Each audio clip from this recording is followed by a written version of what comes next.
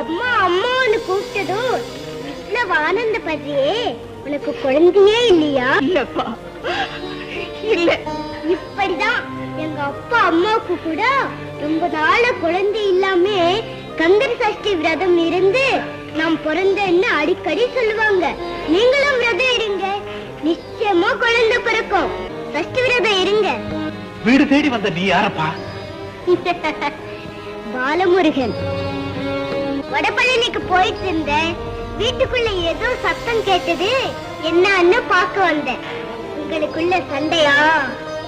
அதெல்லாம் ஒண்ணு இல்லப்பா. தனக்கு குழந்தை இல்லையேங்கிற ஆத்திரத்துல வள்ளியம்மை இதையெல்லாம் உடைக்க போயிட்டா, நான் தடுத்துட்டேன்.